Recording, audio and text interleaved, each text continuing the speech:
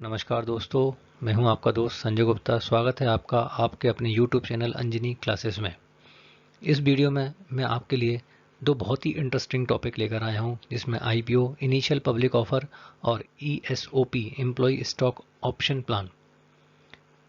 आइए देखते हैं क्या होते हैं IPO एंड ESOP। सबसे पहले इनिशियल पब्लिक ऑफर, प्रारंभिक सार्वजनिक निमंत्रण। जब कंपनी अपने शेयर इशू करती है तो कंपनी अपने शेयर्स पब्लिक को प्रोस्पेक्टस के थ्रू इशू करती है और प्रोस्पेक्टस के थ्रू कंपनी पब्लिक को ऑफर करती है। और ये जो इनविटेशन है वो एट पार या एट प्रीमियम पर हो सकता है। प्रारंभिक सार्वजनिक आमंत्रण की प्रक्रिया, procedure of initial public offer. Company के निदेशकों द्वारा सफल आवेदकों को अंशों को देने को आवंटन कहते हैं। यानी कंपनी के जो डायरेक्टर्स होते हैं वो एप्लीकेंट यानी आवेदक को शेयर्स अलॉट करते हैं, जिसे अलॉटमेंट प्रोसेस कहा जाता है। जनता के द्वारा अंशों के लिए दिए गए आवेदन को प्रस्ताव कहते हैं। यानी पब्लिक जो शेयर खरीदना चाहती है तो पब्लिक के द्वारा जो एप्लीकेशन दिया गया है उसे प्रपोजल यानी प्रस्ताव कहते हैं। कंपनी के डायरेक्टर्स पब्लिक के ऑफर को या तो पूरी तरह से एक्सेप्ट कर सकते हैं या पूरी तरीके से रिजेक्ट कर सकते हैं या पार्शली एक्सेप्ट कर सकते हैं। यानी मान लीजिए किसी शेयर होल्डर ने 500 शेयर के लिए अप्लाई किया तो कंपनी के डायरेक्टर या तो उसे पूरे 500 शेयर्स अलॉट कर सकते हैं या फिर पूरे 500 शेयर्स का जो एप्लीकेशन है वो रिजेक्ट कर सकते हैं या फिर उसे पार्शियली यानी 500 में से 300 या 400 या 200 शेयर्स अलॉट कर सकते हैं। जिन एप्लीकेंट्स के प्रपोजल को कंपनी के डायरेक्टर एक्सेप्ट कर लेते हैं उन्हें अलॉटमेंट लेटर इशू कर दिया जाता है। अलॉटमेंट लेटर में ये बताया जाता है कि कंपनी ने उन्हें कितने शेयर अलॉट किए हैं तथा उन्हें कितना अमाउंट पे करना है। यहाँ पर जो उनका अमाउंट है, जो पे करने वाला अमाउंट है, उसमें उसके बारे में भी पूरी इन्फॉर्मेशन दी होती है।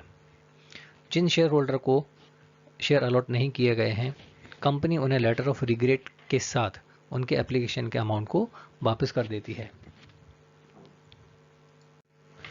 एम्प्लॉय स्टॉक ऑप्शन प्लान, कर्मचारी स्कंद विकल्प योजना ESOP। Company act 2013 section 2 subsection 37 के अकॉर्डिंग कंपनी के द्वारा कर्मचारियों को भविष्य में पूर्व निर्धारित मूल्यों पर अंश खरीदने के विकल्प को कर्मचारी स्कंद विकल्प योजना कहते हैं। यह एक वॉलंटरी स्कीम है। यानी कंपनी चाहती है कि उनके जो एम्प्लॉय हैं वो कंपनी के शेयर्स को खरीदें, तो इस ऑप्शन को एम्प्लॉय स्टॉक ऑप्शन प्लान कहा जाता है। इस स्कीम के थ्रू कंपनी अपने एम्प्लॉय को शेयर परचेज करने का राइट्स यानी अधिकार देती है। अब एम्प्लॉय शेयर खरीदना चाहते हैं या नहीं चाहते हैं ये उनकी इच्छा पर निर्भर करता है। कंपनी अपनी टोटल शेयर जितने भी इशू कर रहे हैं उसका 5% से ज़्यादा रिजर्व नहीं कर सकती है। यानी मान लीजिए कंपनी अगर 1 लाख शेयर इशू कर रही है तो 1 लाख का 5% यानी 5,000 शेयर से ज़्यादा एम्प्लॉय के लिए रिजर्व नहीं कर सकती हैं। अब इसका ऑब्जेक्ट क्या है, ऐसा कंपनी करती क्यों है? देखिए, हर कंपनी चाहती है कि उसके जो एम्प्लॉय हैं, जो अच्छे ईमानदार एफिशिएंट एम्प्लॉय हैं, स्किल्ड वर्कर हैं, वो कंपनी में रहें।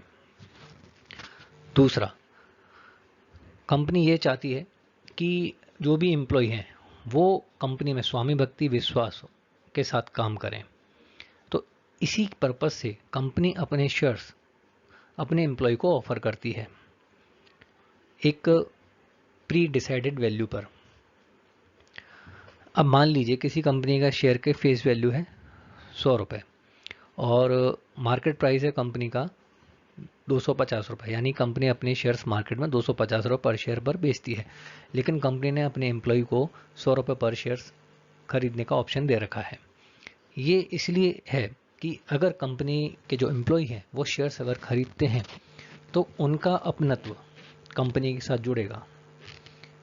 वो कंपनी में उस तरीके से काम करेंगे जिस तरीके से कंपनी का एंटरप्रेन्योर यानी एक उद्यमी काम करता है। ये जो स्कीम है कर्मचारियों को अंशधारी के रूप में कंपनी के प्रबंधन में भाग लेने का अवसर प्रदान करती है। यानी जिस तरीके से share holder as a owner company के मैनेजमेंट में पार्टिसिपेट करता है, ठीक उसी तरीके से कंपनी के एम्प्लॉय भी कंपनी के मैनेजमेंट में पार्टिसिपेट कर सकते हैं। तो ये जो पूरा स्कीम है वो ये बताता है कि कंपनी अपने कर्मचारियों को कंपनी के साथ दिल से जोड़ना चाहती है ताकि उनमें अपनत्व की भावना बने, और ये भी चाहती है कि कंपनी के शेयर होल्डर कंपनी के जो एम्प्लॉय हैं वो कंपनी के साथ बने रहें। स्कोप,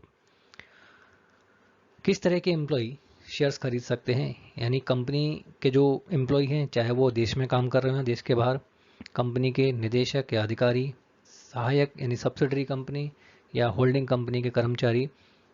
इस स्कीम में प्रोमोटर, डायरेक्टर इंक्लूड नहीं होते हैं या अधिकारी जिनके पास उस कंपनी के 10% शेयर्स हैं। दूसरे शब्दों में हम ये कह सकते हैं इस स्कीम का बेनिफिट सिर्फ उन्हीं एम्प्लॉय के लिए है जिन्हें कंपनी में हायर अथॉरिटी नहीं मिली हुई है। टाइम लिमिट, इस स्कीम में जो शेयर इशू किए जाते हैं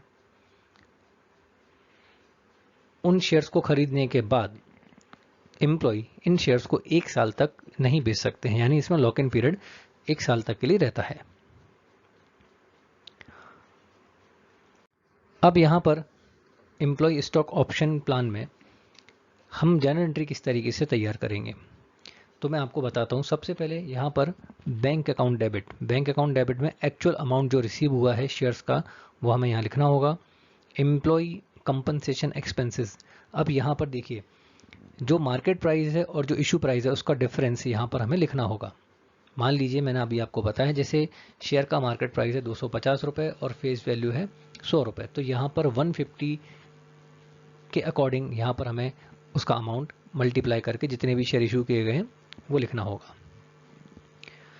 टू इक्विटी शेयर कैपिटल, यहाँ पर हमें शेयर कैपिटल में फेस वैल्यू ट्रांसफर करनी होगी, जितने शेयर इशू किए गए हैं उसको मल्टीप्लाई किया जाएगा फेस वैल्यू से। याद रखिएगा जब भी आप शेयर कैपिटल में अमाउंट ट्रांसफर करते हैं तो फेस वैल्यू के इक्वल ही ट्रांसफर किया जाता है।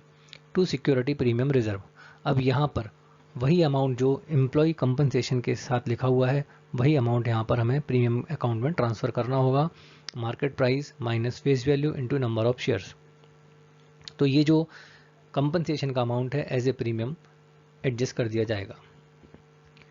अब यहाँ पर हमें एम्प्लॉय कंपनसेशन एक्सपेंसेस को प्रॉफिट एंड लॉस अकाउंट में ट्रांसफर करना होगा। इसके लिए हमें एक एंट्री पास करनी होगी, statement of profit and loss account debit to employ compensation expenses account.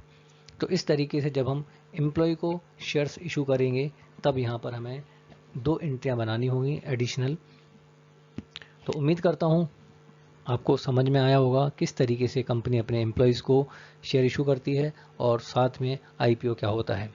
अगर आपको मेरा ये वीडियो पसंद आया हो तो मेरे इस वीडियो को लाइक करिएगा, चैनल को सब्सक्राइब करना मत भूलिएगा। अपना ध्यान रखिएगा। नमस्कार।